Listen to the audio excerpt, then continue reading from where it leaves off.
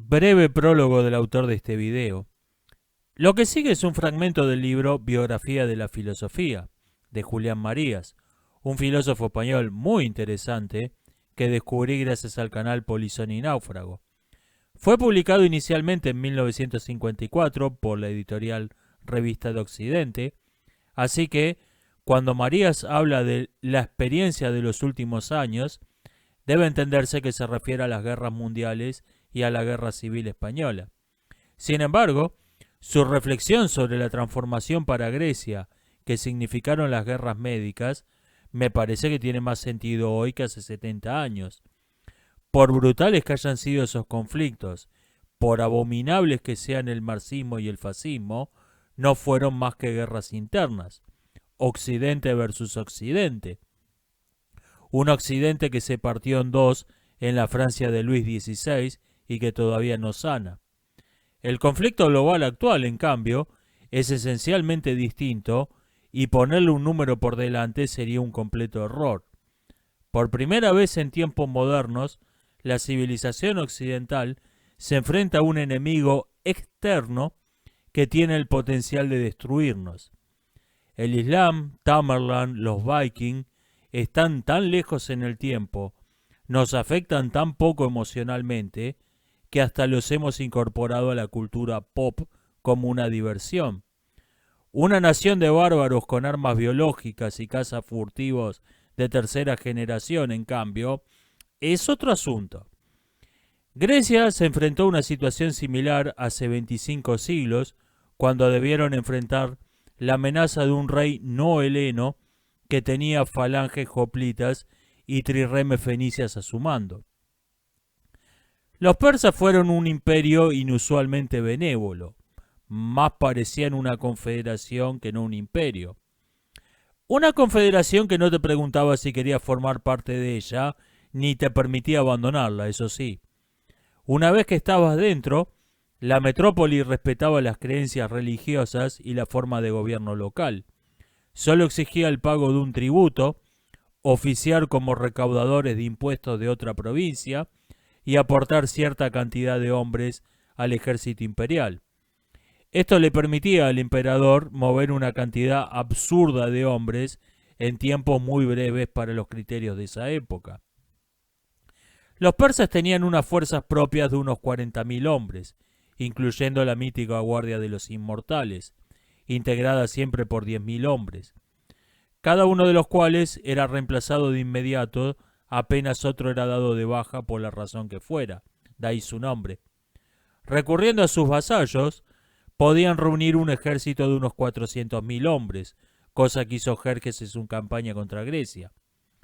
Los persas no tenían una armada propia, sino que contaban con los fenicios como mercenarios permanentes para este rol.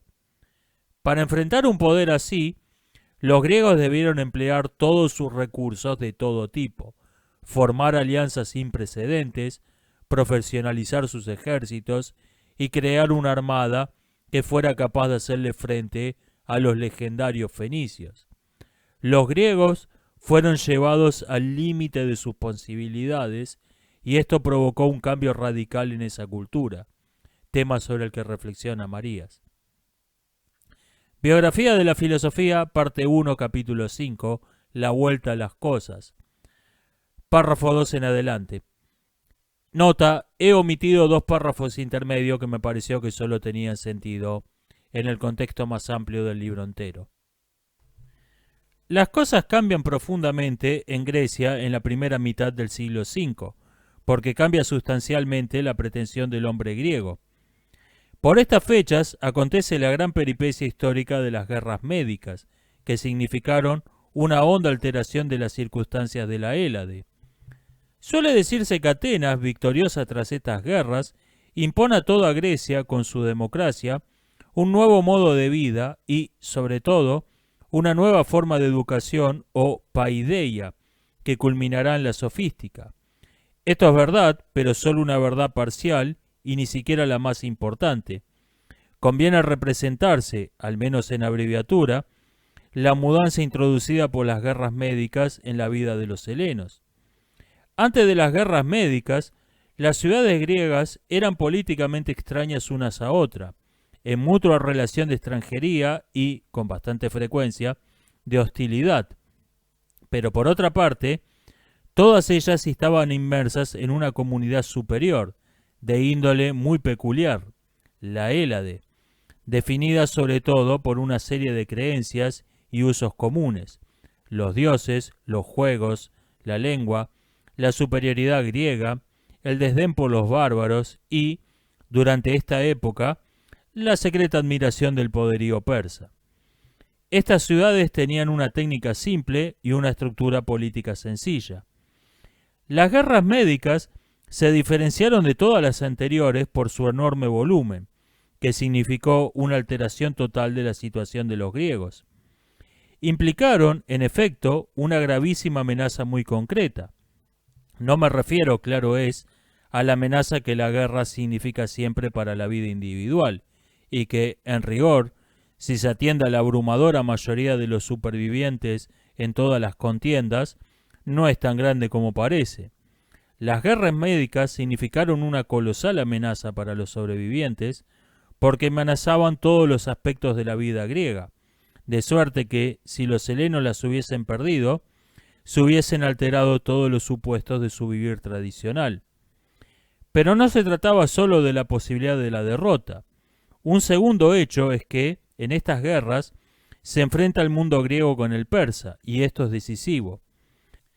Para la gran mayoría de los griegos, el mundo helénico era el único mundo existente, con su sistema de creencias y usos.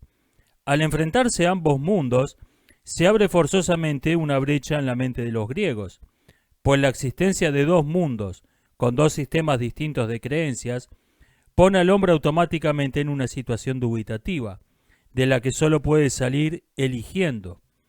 No es forzoso siquiera que el griego dude de su mundo, puede preferirlo desde luego, pero tiene que elegirlo, tiene que adherir a él.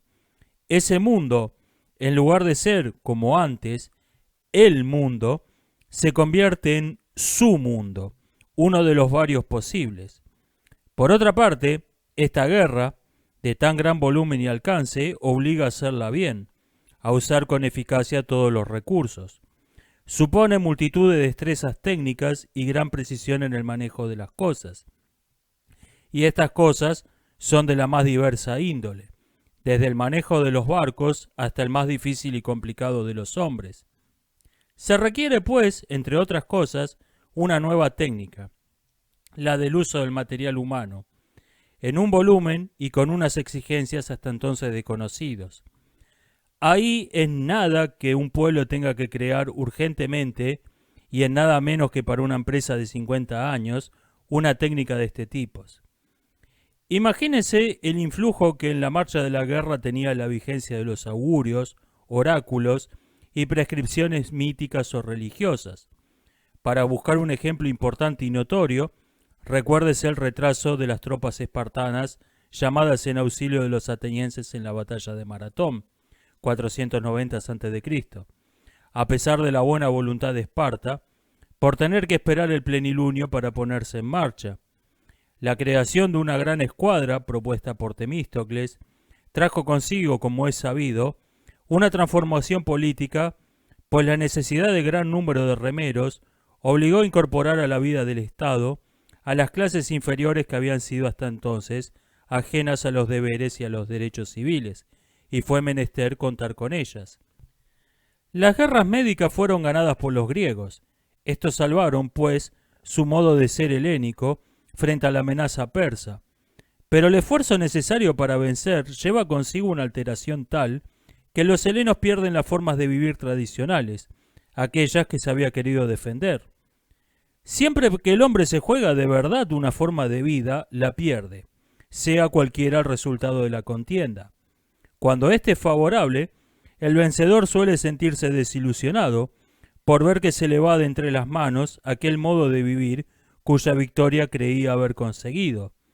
La experiencia de estos últimos años muestra una vez más el cumplimiento de esta ley histórica, tan desconocida como comprobable.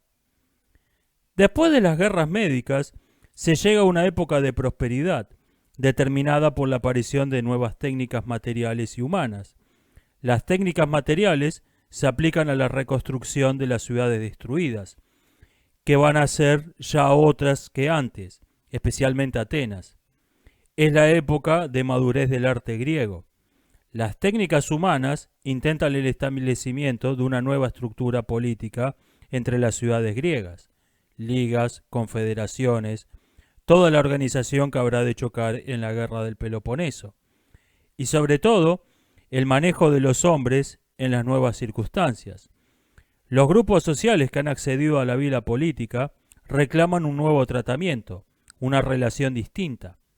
La democracia ateniense, extendida con más o menos alteraciones a otras ciudades griegas, convierte a los hombres en ciudadanos, politas, y las cosas y los asuntos de la vida cotidiana se vuelven problemáticos. Es el momento en que aparecen en Grecia los sofistas. Los comienzos de la filosofía habían sido solitarios. La filosofía apareció como algo equívoco, de nombre problemático, que se miraba con desconfianza u hostilidad. La sofística, en cambio, se caracteriza desde muy pronto por su buena acogida y su éxito franco. La filosofía, durante mucho tiempo, no tuvo vigencia social alguna, más bien al contrario, representaba una invalidación de las vigencias de la sociedad helénica. La sofística, a la inversa, tuvo antes que otra cosa vigencia social. Respondía a una necesidad de la sociedad griega, dentro de cuyo ámbito se constituyó. La sofística venía a llenar un hueco. Las metáforas triviales y desgastadas tienen, y no por azar, tremenda justeza y significación cuando se habla del movimiento sofístico. Por eso, tuvo un tipo de realidad claramente profesional. Los sofistas son profesores. ¿Qué hueco era el que llenaban los sofistas? Los huecos que la sociedad necesita llenar han sido dejados siempre por las vidas individuales, única forma de vida sensu estricto. En este caso se trataba del sofos, ocupado ahora por el sofistes. Como es sabido, esta palabra, sofistes, no fue en su origen esencialmente distinta del sofos, hasta que tardíamente designó el peculiar modo de ser sabio de los sofistas. Estos sofoi eran aquellos primeros hombres que ejercitaron la actividad teorética en Grecia, los 7 sabios, entre ellos Tales, continuado por los filósofos presocráticos, los fisiólogos, y de modo ejemplar por Anaxágoras. En Demócrito, este sentido de sabios se enlaza ya con la dimensión ética propia del socratismo y más aún de las pequeñas escuelas socráticas y helenísticas. El hueco dejado en la sociedad griega por la figura casi mítica del sabio, tan poco frecuente, y el desprestigio de los filósofos posteriores, enredados en disputas, es el que crea la demanda de esta nueva clase de personajes que fueron los sofistas, de caracteres sociales opuestos, a pesar de desempeñar una función hasta cierto punto análoga, lo cual revela la profunda alteración de las circunstancias. Mientras el filósofo vivía retraído, el sofista vive volcado sobre la sociedad.